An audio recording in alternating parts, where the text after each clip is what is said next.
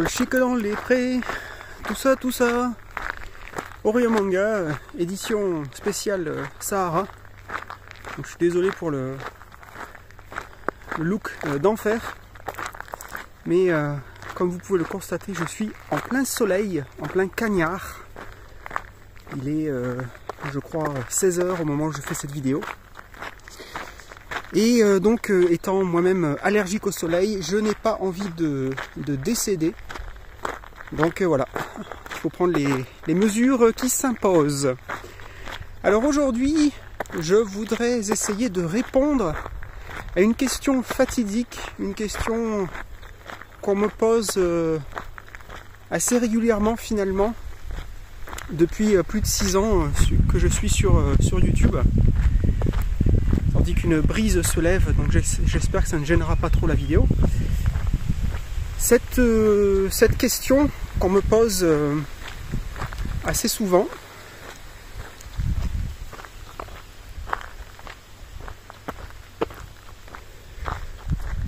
pardon, j'avais besoin de vérifier quelque chose. Cette question qu'on me pose assez souvent, c'est quel est ton manga préféré? Et comme la question on me l'a posée assez souvent, on continue à me la poser et à chaque fois je réponds la même chose, c'est-à-dire je ne peux pas répondre. La question est... Il y a un souci avec la question. Je ne peux pas choisir un titre en particulier ou même un auteur en particulier. Avec tout ce que j'ai lu, c'est pas possible quoi. Chaque manga est différent, etc. Donc, ce que je voudrais faire aujourd'hui, c'est éventuellement essayer d'y répondre malgré tout, mais de manière détournée.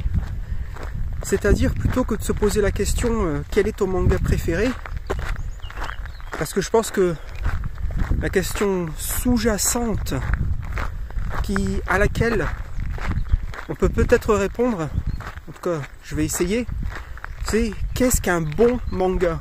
Et le mot bon, il faut le mettre avec entre de grosses guillemets, puisqu'évidemment ça ne veut rien dire autrement, puisque c'est extrêmement subjectif. Mais quand on me pose la question quel est ton manga préféré, j'imagine qu'on peut imaginer que c'est ça en fait qu'on veut savoir. C'est-à-dire à mes yeux, qu'est-ce que c'est qu'un bon manga? Donc voilà, je vais essayer de parler de ces éléments-là aujourd'hui, essayer de répondre à tout ça. Un petit peu pêle-mêle.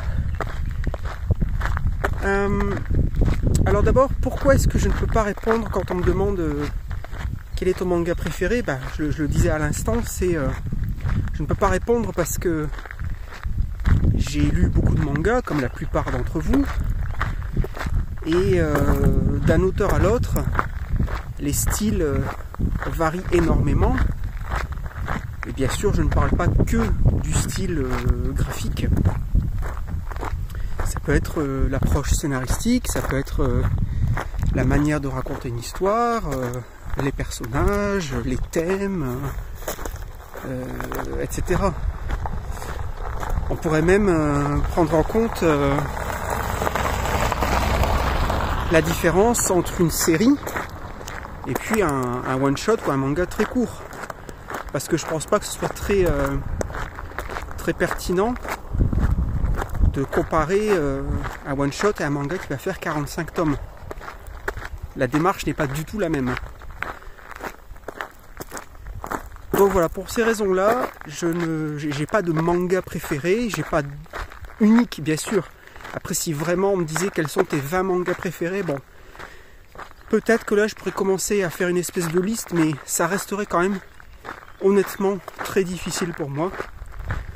Peut-être qu'avec les auteurs ça serait un peu moins difficile, et peut-être d'ailleurs que c'est un sujet que j'aborderai à l'avenir sur la chaîne, présenter des auteurs favoris.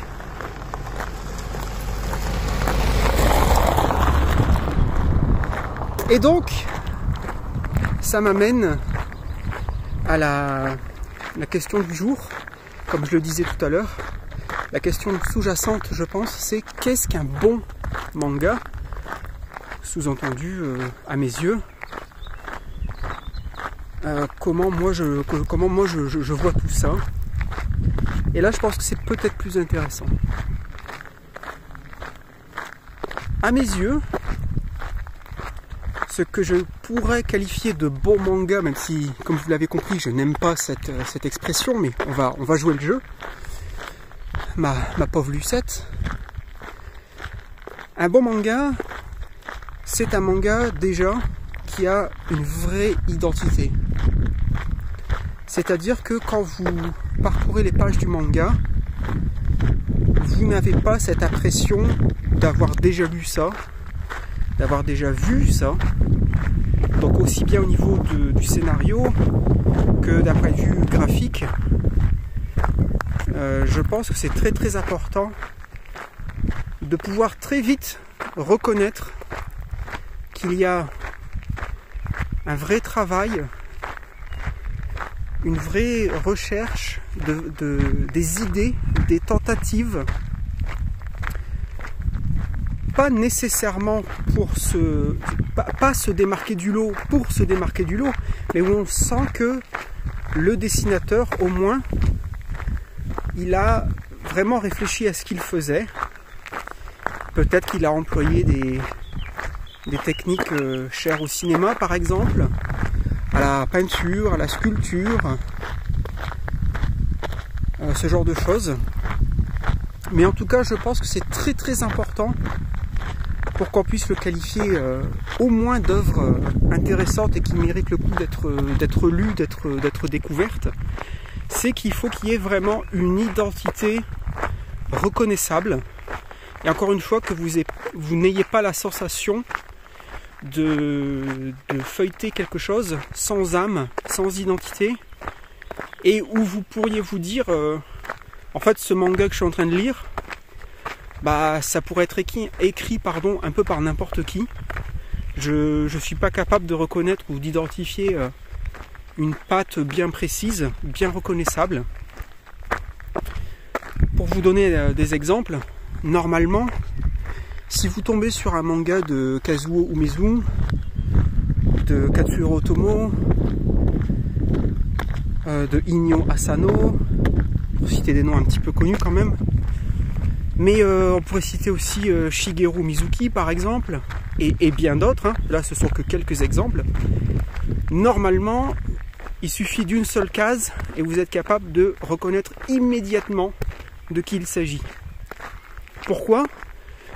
Voilà, parce que ce sont des auteurs, des dessinateurs qui ont su développer leur propre style avec des idées, des traits, du remplissage, du découpage, de la mise en page, de la mise en scène, etc. Et tous ces éléments-là font que vous êtes capable, normalement, immédiatement, de savoir de qui il s'agit. Donc déjà, pour moi, ça c'est un gros point. Parce que je pense que c'est super important d'avoir cette identité et de ne pas avoir l'impression de lire un truc qui aurait pu être fait par n'importe qui. Et malheureusement, ces mangas-là, ils sont légion. C'est les mangas que j'appellerais les mangas commerciaux. Donc premier point, l'identité reconnaissable, qui a un vrai style, une vraie recherche, une vraie patte. Voilà, ça pour moi c'est très très important. Deuxièmement, l'originalité. Alors bien sûr, l'originalité graphique, on vient d'en parler, mais l'originalité scénaristique également. Alors attention, parce que je sais que certains m'avaient fait le reproche sur ma vidéo Kaiju numéro 8. Je n'attends pas d'un manga qu'il réinvente la roue à chaque fois, qu'il nous sorte une histoire voilà, du jamais vu, du jamais lu, etc. C'est pas ça mon argumentaire. Moi je demande juste ce que je pense être le minimum syndical, c'est que quand on lit un manga, on n'en arrive pas à un point tel qu'avec Kaiju numéro 8, c'est-à-dire on est capable de reconnaître très vite plein d'éléments, plein de ficelles qui ont été en fait entre guillemets piquées à droite à gauche, mais piquées pas dans le sens de plagier, piquées dans le sens de on va avoir une checklist et puis on va utiliser plein d'éléments de plein de mangas précédents qui ont été très populaires, et puis on va on va construire notre manga en utilisant toutes ces ficelles là. Alors forcément, ça fait un manga très efficace, puisque il est basé sur plein d'éléments qui ont déjà fait leurs preuves. Le problème, quand on a un certain passif de lecteur de manga, quand on en a lu quand même quelques-uns, et là je suis sarcastique, le problème c'est que les ficelles, on les voit venir à 3 km. Donc on voit que tel élément de l'histoire, ça vient de tel autre manga, tel personnage, c'est un personnage hyper cliché, qu'on connaît par cœur, qu'on a déjà vu 250 fois dans plein d'autres mangas, etc. Alors s'il y a un ou deux éléments comme ça dans votre manga, bon à la limite ça peut passer. Mais si vous les accumulez, encore une fois, ça commence à se voir. Ça commence à se voir très vite. Donc, pour me répéter, je ne demande pas à un manga qui soit absolument tout soit neuf à l'intérieur, que tout soit du jamais lu, du jamais vu. Mais je pense que c'est important que quand on lit un manga, on ne sache pas vraiment où l'auteur va nous emmener. C'est-à-dire qu'on ait envie de continuer à tourner les pages, et pas que dès la 30e page, on sache déjà comment ça va se terminer, comment tel personnage va réagir, etc. Exemple type, le personnage de la jeune femme post-adolescente, très froide, très dure,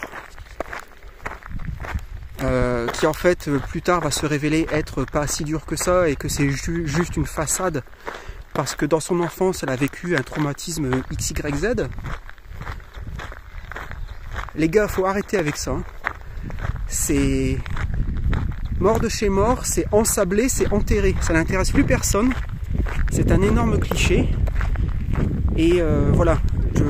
Quel est l'intérêt d'avoir un personnage comme ça qui n'apporte, mais alors rien du tout de nouveau. Et encore une fois, si c'est que ça le problème dans le manga, voilà, ça passe. Mais si on les accumule, ce genre de clichés, ce genre de choses déjà vues, là c'est un autre problème.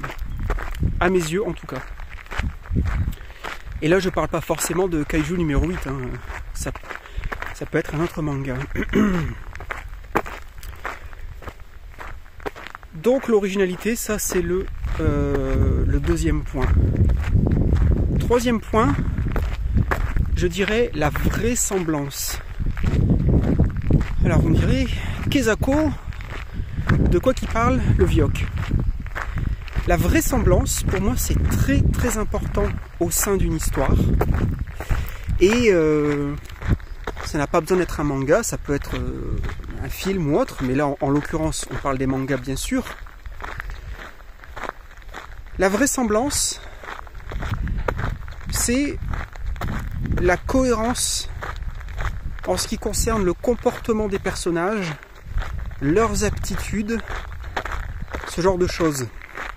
C'est-à-dire, pour prendre un exemple extrêmement populaire et qui parlera à la plupart d'entre vous, Sangoku dans Dragon Ball. Il est extrêmement fort, il devient de plus en plus fort au fur et à mesure de l'histoire, et même au tout début, quand il est enfant, il a déjà une force surhumaine. Voilà, il fait des choses qui normalement seraient impossibles pour un être humain. Puis plus tard, bien évidemment, il est capable de voler dans les airs, etc. Donc d'un point de vue complètement neutre et extérieur à l'histoire, on pourrait se dire, je n'y crois pas une seconde, c'est complètement débile, c'est impossible, voilà, on ne peut pas s'identifier au personnage, voilà, tout ce genre de choses-là. Mais dans le contexte de l'histoire, à un moment donné, on va apprendre que Sangoku, en réalité, n'est pas un être humain. C'est un extraterrestre, et puis on va nous donner tout un contexte, on va découvrir son origine, etc. Donc au sein de l'histoire, le personnage de Son Goku, il est vraisemblable.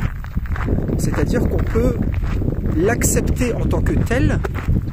On peut se dire, ok, il est capable de faire des choses surhumaines, des choses dingues, des choses folles, mais dans le cadre de l'histoire, dans le cadre de l'intrigue, ça a du sens. On peut y croire parce qu'on nous explique en fait les raisons de ses capacités. Malheureusement, ce n'est pas toujours le cas dans tous les mangas. Et il y a des titres où les personnages font des choses invraisemblables. C'est-à-dire qu'ils enfreignent les règles de leur propre univers. Alors ça peut être pour des choses anecdotiques comme des choses plus évidentes et plus graves.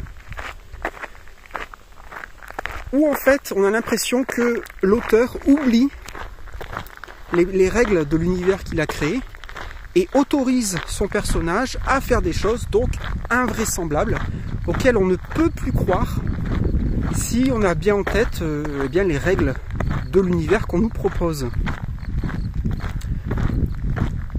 Par exemple, Shin dans Kingdom. J'en avais déjà parlé dans ma vidéo sur Kingdom. Ça a été un des soucis que j'ai eu avec ce manga et c'est pour ça que j'ai pas continué. Shin est un petit garçon, enfin un jeune ado on va dire, un ado, parce que jeune ado c'est un pléonasme.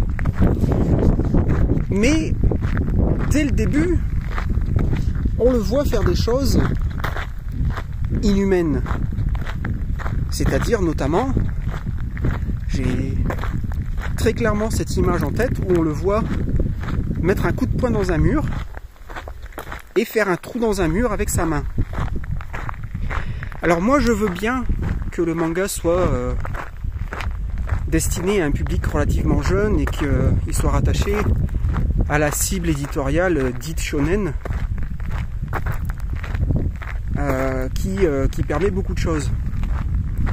Le problème pour moi en l'occurrence, c'est que Shin n'est pas un super saiyan, n'est pas un super guerrier de l'espace, c'est pas un chevalier du zodiaque, c'est pas un personnage avec des pouvoirs fantastiques. Shin, c'est un personnage qui évolue dans un contexte historique très explicite.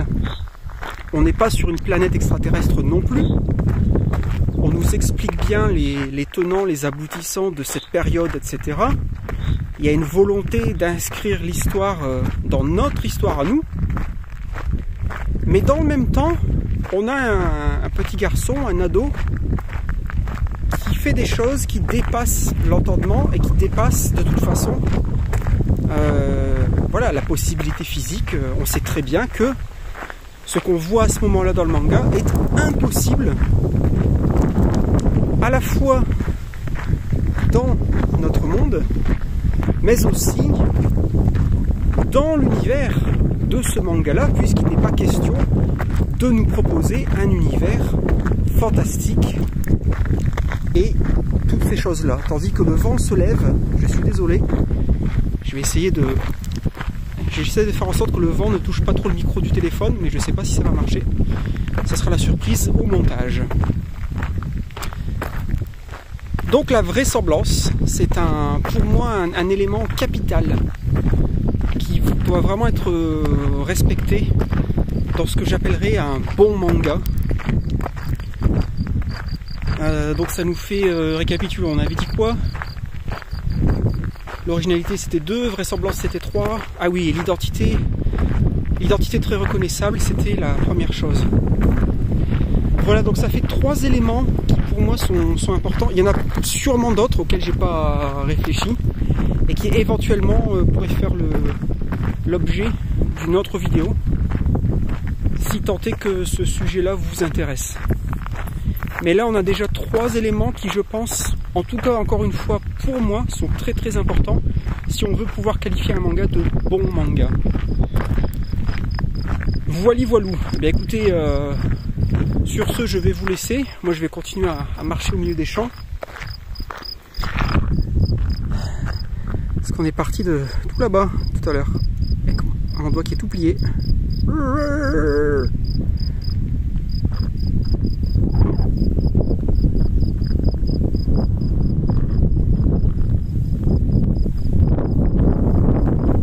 Voilà, et bien écoutez, je vous souhaite une bonne journée ou une bonne soirée selon le moment où vous regarderez cette vidéo. Et puis je vous dis à bientôt sur Orient Manga. Bye bye tout le monde.